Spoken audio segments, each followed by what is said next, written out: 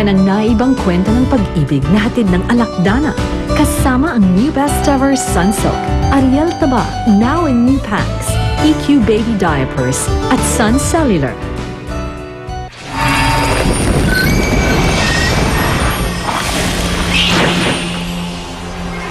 Hindi lang kasi ako mapalagay eh. Hindi ako sanay na nagsisinungaling sa nanay ko. Mukhang mainit, pero nasa loob ang kulo.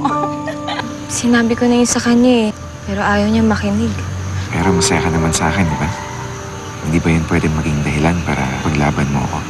Hindi alam mo ang anak ko. Huwag mo siya itulad sa anak mo.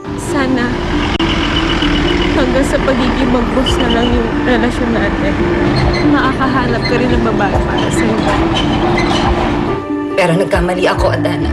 Ipinaglaban kong tiwala ko sa'yo, pero anong ginawa mo? Nakikipagkita ka sa lalaki. At sa Billy pang yun? Paano mo nagawa sa akin to, anak? Iyak!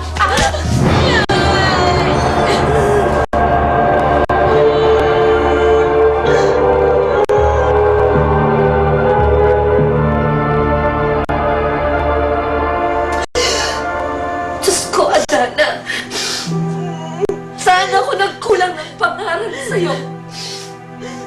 Sabihin mo nga sa akin, lahat ng paalala, itinanim ko sa utak mo, di ba? Nagtiwala ako sa'yo dahil mabait kang anak. Pero nagkamali pala ako sa'yo. Ginawa ko naman po ang lahat para sundin kayo. Pero Nay, gusto ko rin naman po maging masaya. Maging masaya? Gusto mong maging masaya? Adana, alam mo ba ang sinasabi mo? Alam mo ba ang sinasabi mo? Diyos ko! Alam mo ba kung gaano kaliit ang sakripisyo ko para sa'yo? Nakalimutan mo na ba? Hindi lang kaligayahan ko, Adana.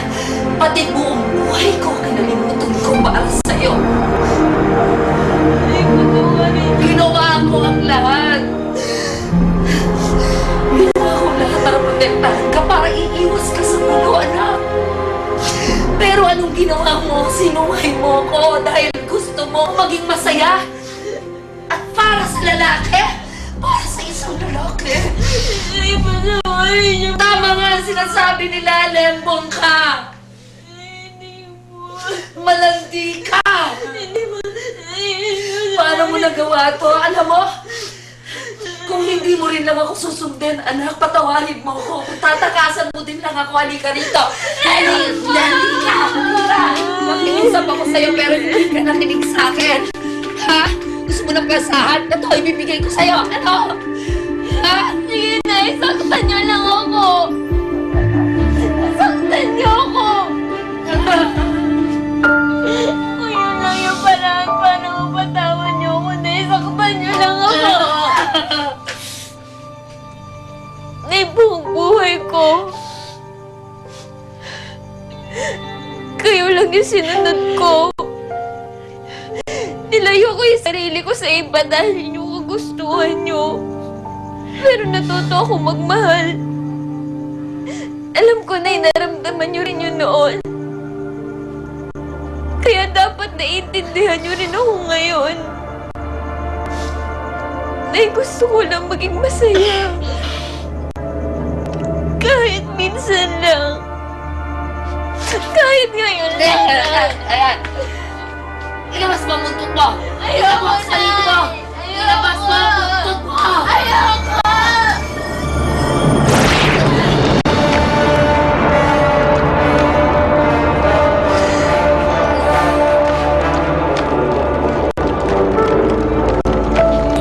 Alam ko mahirap tanggapin, hindi ka normal.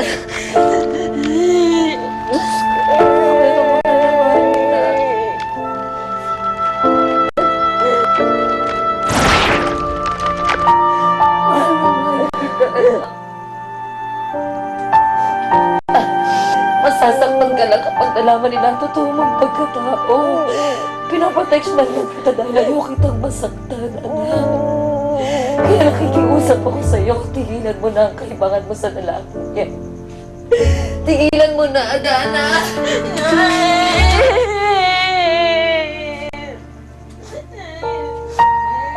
Hindi, kalimutan mo ang lalaki yan! Ano ginagawa niyo na Palabasin niyo ako dito, Nay! Hindi ka lalabasan, mas gugustuhin ko pang makulong ka kaysa masaktan ka, Adana! Nay! Palabasin niyo ako dito. Pare, tama na. Lasing ka na, oh. Bayaan mo ako, pare. Pero alam mo, tama ka eh. Ngayon lang nangyari sa akin to. Ngayon lang ako pinahirapan ng babae. Alam mo ba kung ang tawag dun, Gab? Karma. Pare, huwag mo sabihin yun. Wala ka namang nilolokong babae. Kaya ba't ka karma yun? Eh, makakalimutin ka pala, pare. Di ba ginamit ko siya? Ginamit ko siya para inisin si Mami. Pero hindi mo naman tinala eh. Pero nagsinungaling pa rin ako. Ginamit ko pa rin siya. Oh, Gab, sa dami-dami ng babae, kaya daan ako pa ginawa. Sa isang napakabait na babae. Alam mo, tama lang sa akin na mangyari to eh. Kasi may kasalanan ako.